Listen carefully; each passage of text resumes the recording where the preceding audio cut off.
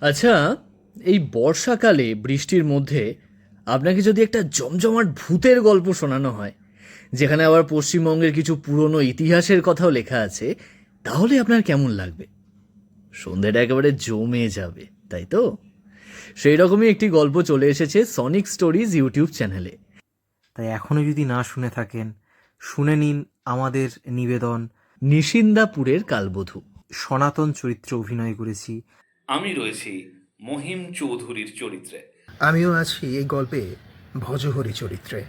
অবশ্যই শুনবেন নিশিন্দাপুরের কালবধূ গল্পটি। লেখিকা সঞ্চারী ভট্টাচার্য। আমি রৌনক, রয়েছি গল্পের কথকের ভূমিকায়। তাহলে আর দেরি না করে নিচের লিঙ্কে ক্লিক করে গল্পটি আজই শুনে নিন আর জানিয়ে ফেলুন আপনাদের সুচিন্তিত মতামত।